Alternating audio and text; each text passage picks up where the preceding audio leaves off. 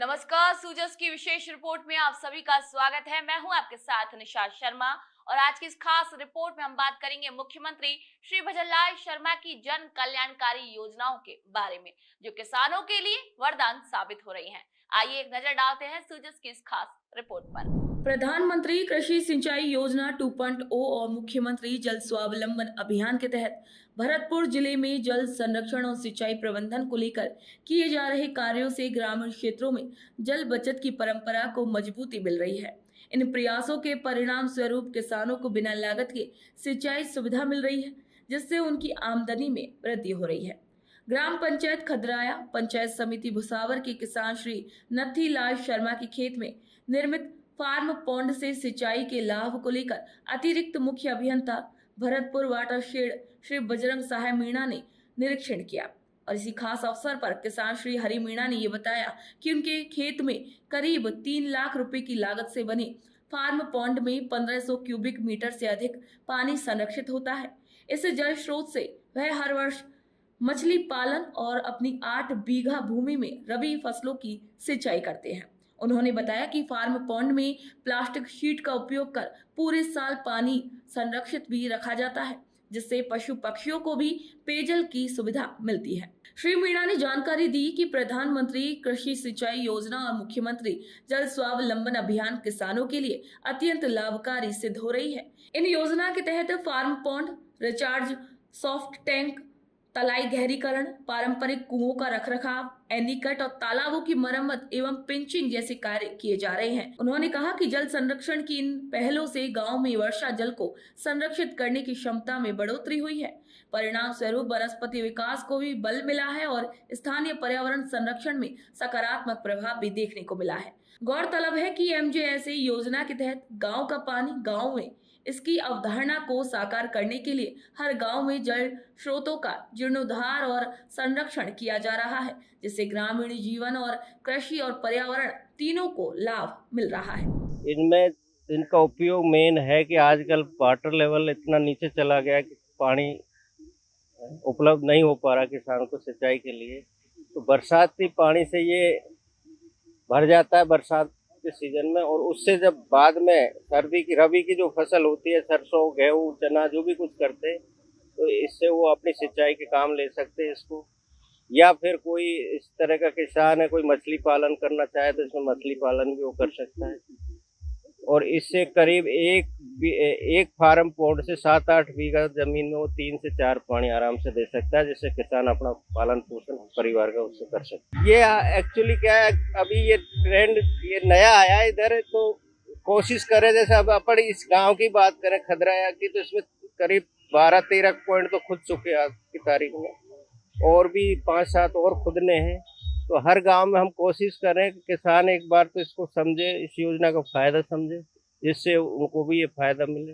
तो कोशिश करते हैं कि किसान को जब तक नहीं, क्यों खेत इसमें करीब 8-9 से 10 बिस्वा जमीन इसमें उसकी कवर हो जाती है। तो हम ये चाहते हैं कि वो किसान समझे और उनको इसके बारे का लाभ का पता चले, और जिससे वो अपना फायदा उठा सके।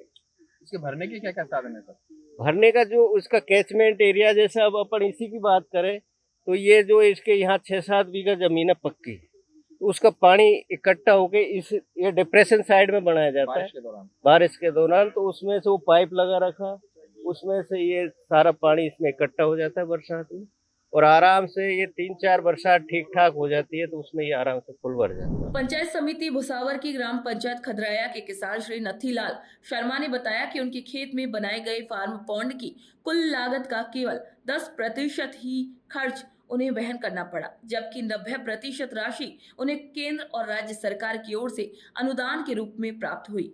पूर्व में उनके खेत का नलकूप सूख जाने के कारण केवल खरीफ की फसलों पर निर्भर रहना पड़ा था, लेकिन फार्म पॉन्ड बनने के बाद अब वे रबी सीजन में सरसों और गेहूं की फसलें भी आसानी से उगा पा रहे हैं। श्री नथीलाल ने बताया कि इस फार्म पॉन्ड से खेत में सिंचाई के साथ साथ रिचार्ज सॉफ्ट का भी निर्माण किया गया है, जिससे वर्षा का पानी पाइप के माध्यम से भूजल स्तर में पहुंचकर पुनर्भरण करता है, जिसका सीधा लाभ ये हुआ कि आसपास के कुओं और नलकूपों के जल स्तर में भी वृद्धि दर्ज की गई। इस योजना का निरीक्षण करने पहुंचे भरतपुर वाटरशेड के अतिरिक्त मुख्य अभियंता श्री बजरंग सहाय मीणा ने ये बताया कि इन योजनाओं के माध्यम से किसानों को स्थायी सिंचाई संसाधन उपलब्ध कराए जा रहे हैं। उन्होंने बताया कि जल संरक्षण की इस नीति से जहां खेतों की उत्पादकता बढ़ी है, वहीं पशु पक्षियों और पर्यावरण को भी इसका लाभ मिल रहा है।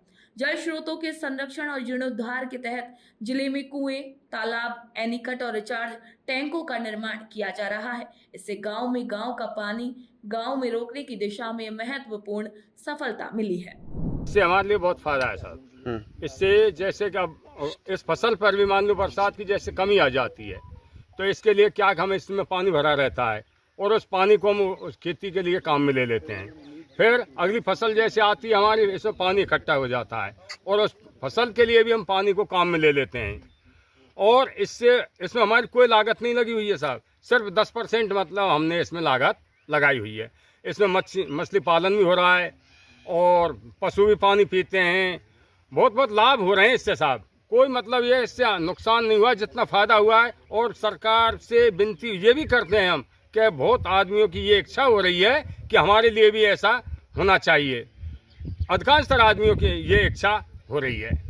यहाँ ट्यूबवेल में पानी नहीं है आसपास? पानी नहीं है साहब, पानी बहुत कमी आ गई है। बरसात का पानी इकट्ठा हो जाता है और उसी से खेती बाड़ी को सींच रहे हैं हम। सरकार का बहुत एहसान मानते हैं कि उन्होंने इस योजना को चलाया है और इस योजना से जो भी लाभ मिला है उसके लिए हम बहुत बधाई देते हैं साहब। आप सभी को बता दें कि फार्म पॉन्ड निर्माण पर सरकार किसानों को 1,35,000 रुपए की सब्सिडी दे रही है। इस योजना के तहत व्यक्तिगत और सामूहिक रूप से फार्म पॉन्ड बनवाने के लिए किसान के पास 3,000 वर्ग मीटर जमीन होना अनिवार्य है। वहीं संयुक्त खरीदारी होने पर खुद के हिस्से में 3,000 वर्ग मीटर जमीन होने पर एक ही खसरे में अलग अलग स्थान पर 2 फार्म पॉन्ड बनवा सकते हैं। इन दोनों ही पॉन्ड के बीच का गैप 50 फीट होना चाहिए। फार्म पॉन्ड का निर्माण कराने वाले किसान को सरकार की गाइडलाइन का भी पालन करना होगा। जैसे फार्म पॉन्ड निर्माण कार्य खेत के निचले हिस्से में करना होगा, जहां पानी इकट्ठा होता हो और पर्याप्त कैचमेंट एरिया हो। पानी आने और अधिक जल होने पर निकासी की व्यवस्था भी करनी होगी। इसके अलावा सड़क किनारे से 50 फीट की दूरी पर ही निर्माण कराना होगा। फार्म पॉन्ड का आकार 400 से 1200 घन मीटर होना चाहिए और सुरक्षा के लिए चारों तरफ तारबंदी या फिर पक्की दीवार होनी चाहिए। फार्म पॉन्ड बनाने पर ढलान भी जरूरी है। इसके बाद प्रशासनिक मंजूरी जारी होने के 60 दिनों के भीतर ही फार्म पॉन्ड का निर्माण करना होगा। अनुदान पहले आओ पहले पाओ के आधार पर ही दिया जाएगा। इसके अलावा फार्म पॉन्ड पर चेतावनी बोर्ड भी लगाना अनिवार्य होगा। कच्चे फार्म पॉन्ड पर लघु सीमांत और अनुसूचित जाति और अनुसूचित जनजाति के किसानों को लागत का 70% यानी कि 73,500 रुपए और अन्य किसानों को लागत का 60% यानी कि 63,000 रुपए का अनुदान दिया जाता है। प्लास्टिक लाइनिंग फार्म पॉन्ड पर लघु सीमांत और अनुसूचित जाति अनुसूचित जनजाति के किसानों को लागत का 90% यानी कि 1,35,000 रुपए और अन्य किसानों को लागत का 80% यानी कि 1,20,000 रुपए का अनुदान दिया जाता है। वही फार्म पॉन्ड से सिंचाई के लिए फव्वारा या फिर ड्रिप सिंचाई संयंत्र लगाना जरूरी है। इस योजना के लिए जरूरी दस्तावेजों के साथ आवेदन करना होगा।